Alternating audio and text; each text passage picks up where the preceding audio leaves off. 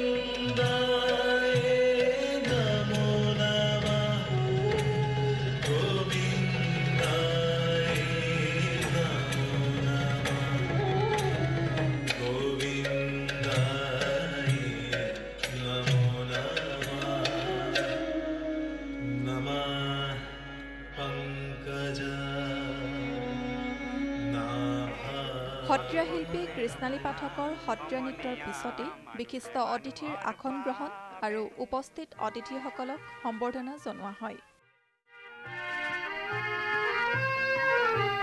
দুৰ্বল মানুহে যদি জীৱনৰ কোবাল নদী পাৰ হয় তোমাৰে সাহত তুমি হেৰুৱাবানো কি? দুৰ্বল মানুহে যদি জীৱনৰ কোবাল নদী পাৰ হয় তোমাৰে সাহত তুমি হেৰুৱাবানো কি?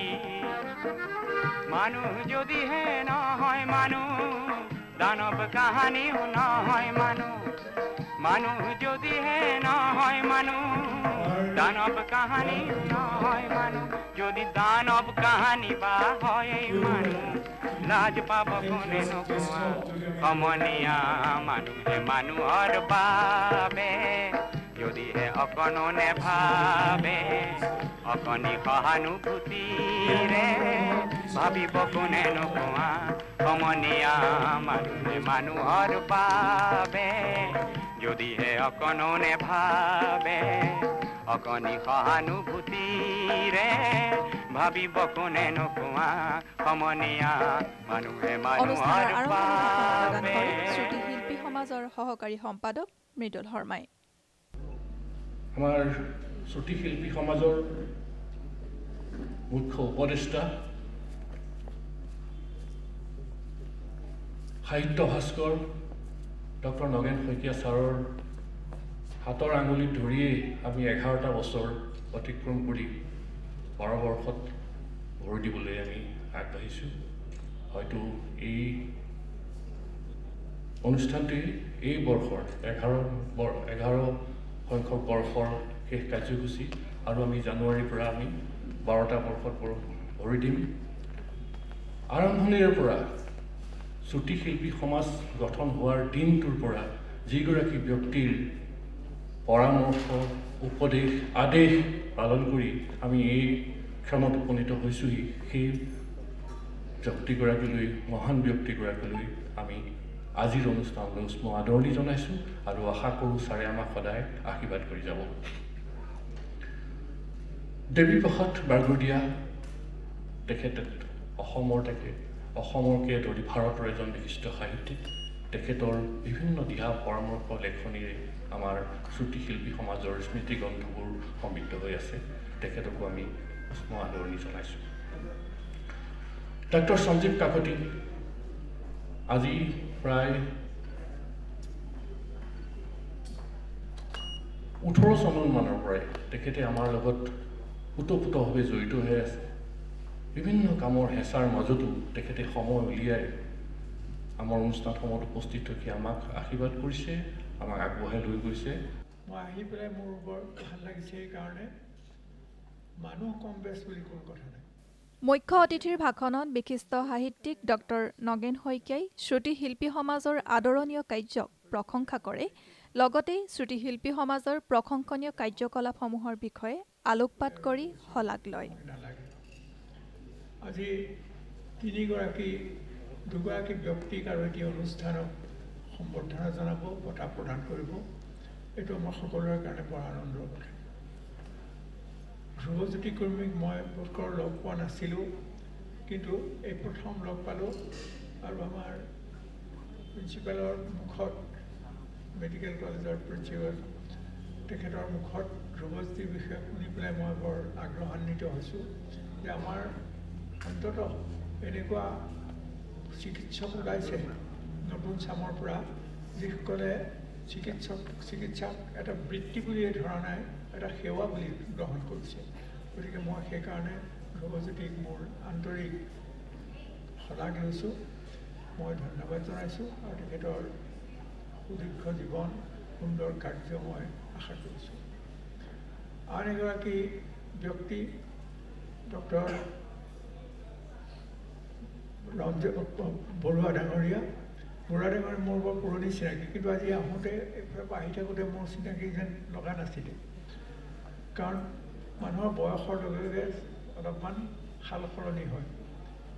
এইগৰাকী ব্যক্তি কেৱল কৃষি বিশ্ববিদ্যালয়ৰ এগৰাকী অধ্যাপকেই নাছিল, এতিয়া ৰিটায়াৰ কৰিছে। তেখেত এগৰাকী বৰ প্ৰসিদ্ধ ভাস্কৰ, মানে ভাস্কৰ্য শিল্পৰ এগৰাকী শিল্পী।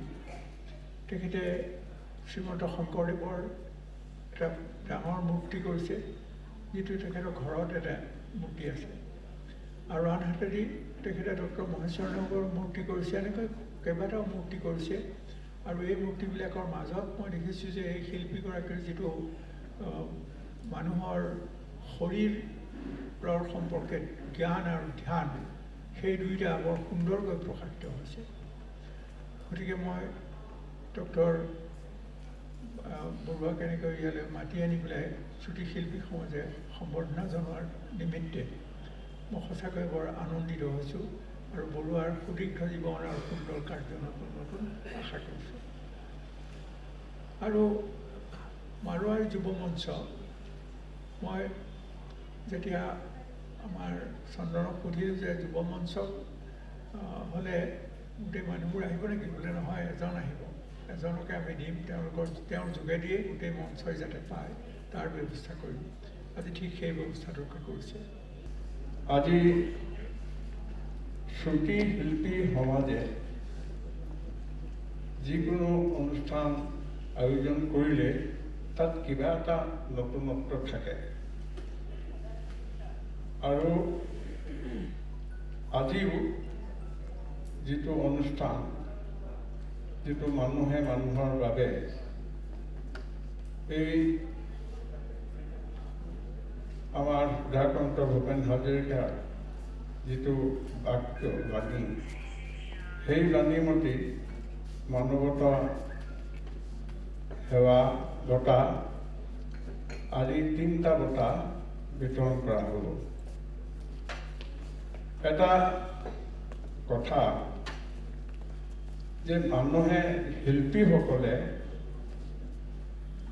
বা সমাজৰ যেতিয়া স্বীকৃতি লাভ কৰে আৰু এনেধৰণৰ বঁটা দিয়া হয়, তেখেতসকলক নিশ্চয় ই উৎসাহিত কৰে আৰু এইটো এটা কৰিব লগা কাম। আজি মাৰোৱাৰী যুৱ মঞ্চক এটা বঁটা দিবলৈ আগবাঢ়ি আহিছে। মাৰোৱাৰী যুৱ মঞ্চ বহু বছৰৰ পৰাই মানৱতাৰ সেৱাৰ কাম কৰি আহিছে, কিন্তু এনেধৰণৰ স্বীকৃতি হয়তো তেওঁলোকে এই ধৰণে পোৱা নাই। এনেও ব্যৱসায়ীসকলে মানে দান বৰঙণি দিয়ে প্ৰত্যেকটো কামত, কিন্তু নিজে আগবাঢ়ি নাহে আৰু সেইবাবে তেওঁলোকে দান বৰঙণিৰ টকাটো খৰচ কৰি যিখিনি কাম হয় তাৰ কোনো স্বীকৃতি তেওঁলোকে নাপায়। কিন্তু মাৰোৱাৰী যুৱ মঞ্চই আজিৰে পৰা এই কামটো নিজে আগভাগ লৈ নিজে সক্ৰিয় হৈ সেইখিনি কাম কৰে আৰু সেইখিনিৰ কাৰণে তেওঁলোকে এটা কাম কৰিলে, মানৱৰ সেৱা কৰিলে তাত মানে এটা নিজে সন্তুষ্ট হয়, তেওঁলোকে আত্মসন্তুষ্টি লাভ কৰে। যিগৰাকী উদ্যোগ লৈ আছে চন্দন পাঠক, বহুকেইখন এতিয়া হিচাপ দি থাকিলে মোৰ দীঘলীয়া হ'ব লাগে, গতিকে এই সভাখন ইমান ভাল লাগিছে আৰু প্ৰত্যেক বছৰে এই সভাখনৰ কাৰণে আমি অপেক্ষা কৰি থাকোঁ। 10জন নহ'লেও 20জন মানুহ আমাৰ হ'ব ইয়াত, কাৰণ সেইকেইজন মানুহ আহেই। গতিকে মঞ্চত উপস্থিত আমাৰ বাগৰীয়া ছাৰ ইমান ধুনীয়াকৈ কথাখিনি কৈছে, মাৰোৱাৰী যুৱ সমাজৰ আৰু ধ্ৰুৱজ্যোতি কুৰ্মী যি মানৱতা সেৱা কথা পাইছে, এই গোটেইখিনি আমাৰ বৰুৱা ছাৰ আছে, মই সকলোকে ধন্যবাদ জনাইছোঁ, আদৰণি জনাইছোঁ। আপোনালোকে ইয়াত আহিছে, উপস্থিত হৈছে, আমাক উৎসাহ দিছে আৰু যিখিনি কাম কৰিছে আচলতে আমি দেখি আহিছোঁ যে সমাজখনত আচলতে প্ৰশংসা কৰা মানে অনুপ্ৰেৰণা যোগোৱা কথাবোৰ লাহে লাহে কমি গৈছিলে অসমীয়া সমাজত। আজি কিছু বছৰৰ পৰা দেখিছোঁ এইটো এটা ধাৰা সৃষ্টি হৈছে যে যোগ্যজনক প্ৰশংসা কৰা বা উৎসাহিত কৰা, অনুপ্ৰেৰণা যোগোৱা, আৰু এই ধাৰাটো যদি অব্যাহত থাকে আমাৰ অসমীয়া সমাজখন পুনৰ আগৰ দৰে হৈ উঠিব। মাজতে আমি যিখিনি কথা কৈ আহিছোঁ বা কওঁ যে বিপথে পৰিচালিত হৈছে, অধঃপতন হৈছে, বিশৃংখল হৈছে, এই কথাবোৰ নোহোৱা হ'ব বুলি আমি অনুভৱ কৰিছোঁ। কাৰণ আমাৰ যিকেইজন ইয়াত ব্যক্তিক আজি মৰম যাচিব, সমৰ্থন যাচিব, বঁটা দিব, সন্মান দিব, সেইসকলে একোটা কাম কৰিছে। এতিয়া যিটো কথা মৃদুল শৰ্মাই ক'লে যে মাৰোৱাৰী যুৱ সমাজৰ কথা, এই সংগঠনটো আচলতে মই 90 দশকৰ পৰা ইয়াত ডিব্ৰুগড়ত আছোঁ, তাৰ আগতে মোৰ জন্মই ডিব্ৰুগড়, কিন্তু শুনি আছোঁ সদায় আৰু জড়িত হৈ আছোঁ। যেতিয়া যিটো কওঁ তেওঁলোকে সহায় কৰি দিয়ে, মহাবিদ্যালয়ত কিবা এটা ক'লে সদায় তেওঁলোকে আহি সহায় কৰি দিয়ে। গতিকে আমাৰ এই মহাবিদ্যালয়খন যিহেতু এজন সঁচাৰ্থক চহী মাৰিব বা স্বাক্ষৰ কৰিব নজনা এজন ব্যক্তিয়ে এই মহাবিদ্যালয়খন স্থাপন কৰিছিলে, যিজনে নিজে শিক্ষা ল'ব নোৱাৰিলে কিন্তু বিশ্ববিদ্যালয় পৰ্যন্ত স্থাপন কৰিলে, আৰু সেই অনুষ্ঠানটোৰ আজি এই পবিত্ৰ মজিয়াত এটা মাৰোৱাৰী যুৱ সমাজক সন্মান দিছে। গতিকে এইটো আমি গৌৰৱবোধ কৰিছোঁ, ধন্য হৈছোঁ, আৰু তেওঁলোকক আমি উৎসাহিত দিব লাগে। যিহেতু আজি কানৈ মহাবিদ্যালয়, কমাৰ্চ, MD-KG, কানৈ ল' কলেজ, আকৌ ডিব্ৰুগড় বিশ্ববিদ্যালয়কে ধৰি মাৰোৱাৰী যুৱ সমাজৰ বা মাৰোৱাৰীসকলৰ যি অৱদান, সেই কথাখিনি বিভিন্ন সময়ত আমি লিখিছোঁ। আৰু তেনেকুৱা এটা লেখাৰ কাৰণে মই এই মহাবিদ্যালয়ত 15 লাখ টকা অনুদান বা সাহায্য পাইছিলোঁ। এটা মুকলি মঞ্চ দিলে যে এই গোটেই কথাখিনি লিখাৰ কাৰণেহে আচলতে এটা আৰ্টিকল পঢ়ি এজনে মোক টেলিফোন কৰি ক'লে যে আপুনি যে কথাখিনি লিখিলে 15 লাখ টকা এটা মই দিম, কিন্তু 15 লাখ টকাত কম খৰচতে কামবোৰ হৈ গ'ল, গতিকে মুকলি মঞ্চ এটা হ'ল এই মহাবিদ্যালয়খনত। গতিকে এই কথাবিলাক বহুতে নাজানে আছে, আমি চৰ্চা কৰিব লাগিব, আলোচনা কৰিব লাগিব, লিখিব লাগিব, আৰু এনেকুৱা ধৰণৰ মঞ্চবিলাকত এই কথাবিলাক আমাৰ উঠি অহা প্ৰজন্মক জনাব লাগিব। উল্লেখ্য যে উক্ত অনুষ্ঠানটি মানৱতাৰ দিনৰূপে উদযাপন কৰি শ্ৰুতিশিল্পী সমাজে সমাজ জীৱনলৈ আগবঢ়োৱা অনবদ্য তথা নিস্বাৰ্থ সেৱাৰ বাবে দুই বৰেণ্য ব্যক্তি ক্ৰমে ডাক্তৰ ধ্ৰুৱজ্যোতি কুৰ্মীক মানৱতাৰ বঁটা, ডক্টৰ ৰঞ্জিত কুমাৰ বৰুৱাক জীৱনজোৰা সাধনা বঁটা আৰু ডিব্ৰুগড়ৰ সমাজসেৱী সংস্থা মাৰোৱাৰী যুৱ মঞ্চক মানৱ সেৱাৰ বঁটাৰ লগতে সম্বৰ্ধনা পত্ৰ, ফুলাম গামোচা, চেলেং, জাপি, প্ৰতীকী গড়, ফুলৰ থোপা, সফুৰাৰ লগতে এটি উপহাৰ প্ৰদান কৰা হয়। মাৰোৱাৰী যুৱ মঞ্চৰ হৈ এই বঁটা গ্ৰহণ কৰে মাৰোৱাৰী যুৱ মঞ্চৰ সম্পাদকৰ লগতে আন বিষয়ববীয়াসকলে।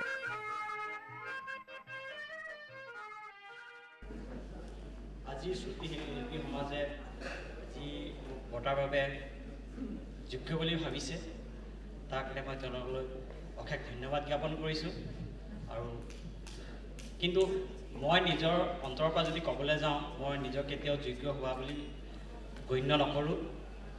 মই যি কাম আৰম্ভ কৰিছোঁ আমাৰ অসম চিকিৎসা মহাবিদ্যালয়ত যি বৃক্ষৰোপণ কৰিছোঁ, সেয়া মাত্ৰ এতিয়া সৰু গছজোপাৰ পুলিহে হৈছে। এই বৃক্ষজোপা ডাঙৰ হ'বলৈ এতিয়া যথেষ্ট সময় আছে, বহুত কষ্ট কৰিবলগীয়া আছে। আমাৰ আপোনালোকৰ সহায় সহযোগৰো বহুত প্ৰয়োজন আছে। আমি যি কাম আৰম্ভ কৰিছোঁ সেয়া যদি সম্পূৰ্ণ হৈ উঠে, ভৱিষ্যতে যদি আমাৰ এই অঞ্চলৰ ৰাইজে যে আমাৰ যিখিনি অসুবিধাসমূহ লৈ আমাৰ ওচৰলৈ আহে, সেই অসুবিধাৰ কাৰণে যদি বাহিৰলৈ যাব লগা নহয়, সকলোখিনি সুবিধা যেন আমাৰ ইয়াতে পায়, সেইখিনি যদি ব্যৱস্থা হ'ব পৰা এটা অনুষ্ঠান আমি বিভাগ এটা যদি গঢ় লৈ তুলিব পাৰোঁ, তেতিয়াহে মই ভাবোঁ মই নিজকে এজন যোগ্য বুলি ভাবিম। আৰু আমাৰ যিখিনি সহায় সহযোগ মোক যিসকল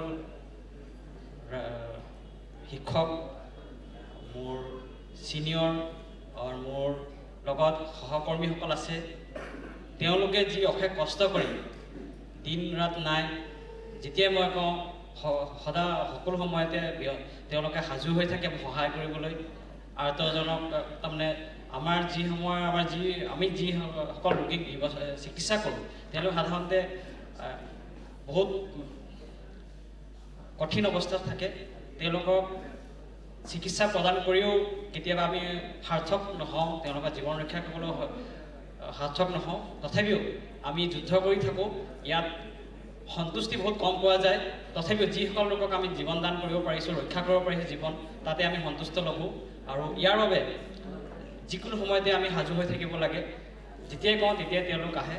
আৰু ইয়াৰ কাৰণে মই যিসকল মোৰ সহকৰ্মী আছে, মোৰ ষ্টাফ আছে, তেওঁলোকক মই বহুত ধন্যবাদ জ্ঞাপন কৰিছোঁ। তেওঁলোকৰো অৱদান আছে এই বঁটাত। মই অকলে এইখিনি কাম কৰিব নোৱাৰিলোহেঁতেন। আগৰ যিসকল নিউৰ'চাৰ্জনে অসম চিকিৎসা মহাবিদ্যালয়ত আহি 1977 চনতে প্ৰথমজন নিউৰ'চাৰ্জন আহিছিল ডক্টৰ ৰচিদ চৌধুৰী ছাৰ। তেওঁ 1973 চনৰ পৰা 78 চনলৈকে চেষ্টা কৰিছিল অসম চিকিৎসা মহাবিদ্যালয়ত নিউৰ'চাৰ্জাৰী ডিপাৰ্টমেণ্ট আৰম্ভ কৰিবলৈ। তেওঁ সফল হ'ব পৰা নাছিল। তাৰপিছত তেওঁ ইয়াৰ পৰা বিদায় লৈ সুদূৰ লণ্ডনলৈ গুচি গ'ল। তেওঁ তাত বিশিষ্ট চিকিৎসক হিচাপে ৰিটায়াৰ কৰিলে।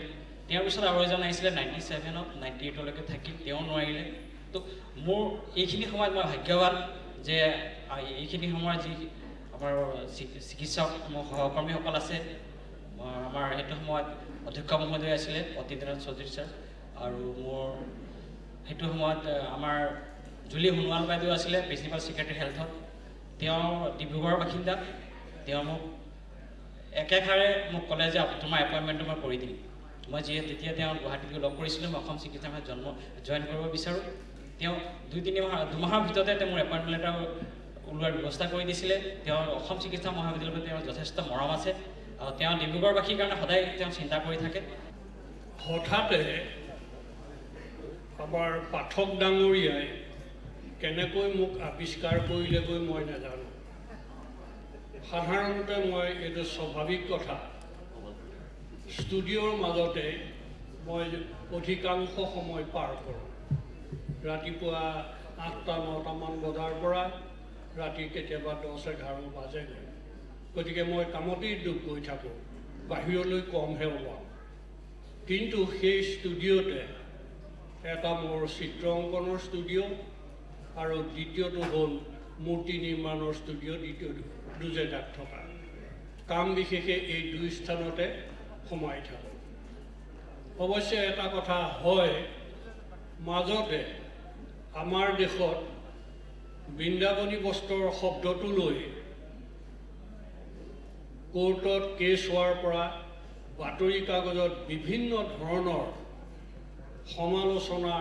আলোচনাৰ অন্ত নাইকিয়া হ'ল। লাহে লাহে পৰ্যায়টো অত্যাধিক ধৰণে নিম্নগামী হোৱাৰ বাবে কেনেবাকৈ আমাৰ অন্তৰতো ঝংকাৰ হ'ল যে লিখা পঢ়া কোৰ্টলৈ গ'লেই এই কামটোৰ সমাধান কেনেকৈ হ'ব। এইটো এখন চিত্ৰধৰ্মী গুৰুজনাৰ বিমূৰ্ত ৰূপৰ অতি জটিল বস্ত্ৰ।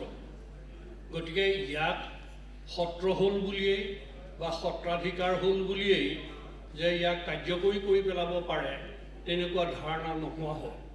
সেইবাবে দেশ বিদেশলৈ অলপ ঘূৰা পকা কৰি ল'ৰাকো পঠিয়াই যেতিয়া ইয়াৰ সংজ্ঞা লণ্ডনত, আমেৰিকাত, ইটালী, পেৰিছত সকলোবিলাক ডাটা যেতিয়া সংগ্ৰহ কৰি লোৱা হ'ল, তেতিয়া দেখা গ'ল যে আমাৰ দেশ প্ৰকৃততেই এক ডাঙৰ সংঘাতত ডুব গৈ আছে। চৰিত পুথিৰ বৰ্ণনা মতে সেই বস্ত্ৰৰ কোনো সাদৃশ্য নাই। তেতিয়াহ'লে এটা জটিল সমস্যা দেখা দিয়া গ'ল আৰু এইখিনিকে লৈ বাক বিতাণ্ডলৈ হুলস্থুল হ'ল। নীৰৱে মোৰ ষ্টুডিঅ'তে তাঁতৰ শাল ঠিক কৰি মই এই বস্ত্ৰভাগ প্ৰথমতে অধ্যয়ন কৰি 10 ফুট 40 ফুট আকাৰত অংকন কৰিলোঁ। তাত যেতিয়া সফলতা দেখিলোঁ তেতিয়া পাট কাপোৰ তৈয়াৰ কৰিলোঁ। আচলতে এই কথাটো মই কৰিলোঁ বুলি ক'বলৈ মোৰ অলপ ভয়ে হয় মানে কিয়নো মই আধ্যাত্মিক স্তৰৰ গুৰুজনাৰ দিনৰ ভক্তি মাৰ্গত সোমোৱা তত্ত্বজ্ঞান লাভ কৰা ব্যক্তি মই নহয়। এটা কথা হ'ল সেইটো। কিন্তু তাত প্ৰতিটো চিত্ৰই বিমূৰ্ত ৰূপত থকা প্ৰতিটো চিত্ৰইতো আধ্যাত্মিক জগতৰ লগতে সম্পৰ্ক থকা। গতিকে কিছু কথা সোমাবলগীয়া হ'ল। সোমাই লৈ যেতিয়া এটা স্তৰত উপনীত হোৱা হ'ল, তাৰপিছত কৰ্মখিনি কৰা হ'ল। এইটো কেনেবাকৈ গুৰুৱে এটা নিৰ্দিষ্ট পথ চাবলৈ, দেখিবলৈ, শিকিবলৈ, বুজিবলৈ, কৰিবলৈ কেনেবাকৈ নিৰ্দেশনা দিয়াৰ নিচিনা যেনহে মোৰ অনুভৱ হয়। বিশেষকৈ এই গোষ্ঠীটো শ্ৰুতি শিল্পী সমাজৰ লগত মই নিজে কেনেকৈ জড়িত হ'ল কোনদিনা হ'ল মোৰ কোনো বিশ্বাস নাছিলে। এতিয়া যিখিনি বিষয়ববীয়া কৰ্মকৰ্তা আৰু তেওঁলোকৰ সদস্য আছিলে, তেওঁলোকৰ লগত আমাৰ কোনো তেনেধৰণৰ যোগ্যতা নাছিলেই। আপোনালোকে নিজেই দেখিছে এই প্ৰথম ঠাইত বহি থকা লোকসকল, যিসকলৰ গান শুনি সৰুৰ পৰা ডাঙৰ হ'লোঁ, যাৰ বাদ্য শুনিলোঁ, যাৰ সংগীত শুনিলোঁ, তেওঁলোকৰ লগত আমাক আহি ইয়াৰ লগত বিলীন হ'বলৈ দিয়াৰ কাৰণে মই নিজেই বহুত ধন্য মানিছোঁ। আৰু বিশেষকৈ আমি যিখন শ্ৰুতি শিল্পী সমাজৰ স্মৰণিকা উলিয়াওঁ, সেইখনত বিশেষকৈ কিছুমান সমাজ সেৱাৰ কথাও লিখা থাকে, স্বাস্থ্য বিষয়ক কথা থাকে। সেইকাৰণে বোধ কৰোঁ মোক ইয়াৰ সম্পাদনা কৰিবলৈ চন্দন প্ৰমুখ্যে তেওঁলোকৰ সকলোৱে মোক দায়িত্ব দিছিলে। আৰু দায়িত্ব মই কেনেকৈ পালন কৰিছে নাজানো। আচলতে মই কিবাকিবি কওঁ, তেওঁলোকে কৰে সিমানেই আৰু। গতিকে সেইফালৰ পৰা মোৰ দায়িত্ব খুব এটা মই বেছি পালন কৰা নাই। কিন্তু মই খুব সুখী যে প্ৰতি বছৰে তেওঁলোকে কেইজনমান ব্যক্তিক তেওঁলোকে আমাক স্বীকৃতি দিয়ে। আৰু মই বহুত সুখী যে এইবাৰ আমাৰ এজন মোৰ ছাত্ৰই হয়, ধ্ৰুৱজ্যোতি কুৰ্মীৰ নাম ইয়াত তেওঁৰ মানৱ সেৱাৰ কাৰণে তেওঁক এই বঁটা প্ৰদান কৰা হৈছে। মোৰ মনটো সঁচাকৈ খুব ভাল লাগিছে, কাৰণ কিছুমান ছাত্ৰ ছাত্ৰী আমাৰ শিক্ষক হিচাপে জীৱনত সদায় মনত থাকি যায়। আৰু তাৰ এজন ছাত্ৰ আছিলে ধ্ৰুৱজ্যোতি কুৰ্মী। তেওঁ যেতিয়া পঢ়ি আছিলে তেতিয়াৰ পৰাই মোৰ লগত তেওঁৰ খুব ভাল সম্পৰ্ক। আৰু তেওঁ যেতিয়া বাহিৰত MCH কৰিছিলে তাৰপিছতো মাজে মাজে আহি মোৰ চেম্বাৰত প্ৰায় ইমান সময়তে আহি বহি পেলাই কয়, ছাৰ মই ক'লৈ যাম, কি কৰিম? তেতিয়া মই কৈছিলোঁ ধ্ৰুৱজ্যোতিক যে ধ্ৰুৱজ্যোতি তুমি অসমলৈ গুচি আহা, বাহিৰত তোমাৰ নিউৰ চাৰ্জাৰী আমাৰ খুব দৰকাৰ। আৰু সঁচাকৈ তেওঁ এইবোৰ কথা শুনি তেওঁ সেইটো নিজৰ জাতিটোৰ প্ৰতি নিজৰ ৰাজ্যখনৰ প্ৰতি নিজৰ মানুহৰ প্ৰতি যি দায়বদ্ধতা সেইটো দেখুৱাই তেওঁ আজি অসম চিকিৎসা মহাবিদ্যালয়ত কৰ্মৰত হৈ সকলোৰে যি সেৱা আগবঢ়াইছে তাৰ কাৰণে আমি নিজে গৌৰৱান্বিত। অসম চিকিৎসা মহাবিদ্যালয়ৰ মাননীয় অধ্যক্ষ ডক্টৰ সঞ্জীৱ কাকতি ডাঙৰীয়াই তেখেতক অনুৰোধ কৰিছোঁ এই শুভ কামটো সম্পাদন কৰিবৰ বাবে। এই অনুষ্ঠানৰ লগত সংগতি ৰাখি বিশিষ্ট কবি তথা চিকিৎসক ডক্টৰ প্ৰণয় ফুকনদেৱৰ সম্পাদনাত এক তথ্য সমৃদ্ধ আটকধুনীয়া গ্ৰন্থ ইন্দ্ৰধনু উন্মোচন কৰা হয়।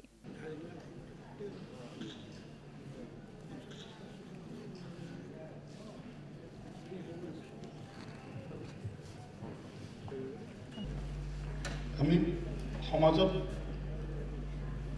আমি প্ৰত্যেকজন ব্যক্তিয়ে কাম কৰি আছোঁ, কাৰণ সেইটো জন্মৰ পৰা শেষ দিনটোলৈকে কৰ্ম থাকিবই। সেই কৰ্ম দুভাগ ভাল আৰু কিছু মানুহৰ চকুত বা সমাজৰ চকুত হয়তো বেয়া, কিন্তু যেতিয়া কোনো এজন ব্যক্তিয়ে নিস্বাৰ্থভাৱে বা নিজৰ স্বাৰ্থৰ ঊৰ্ধত থাকি উল্লেখনীয় কাম কৰি যায় আৰু তাৰ যদি স্বীকৃতি দিয়া হয়, সেই স্বীকৃতিয়ে নতুন উৎসাহে এই কামত ভৰ্তি হ'বৰ কাৰণে অশেষ শক্তি দিয়ে।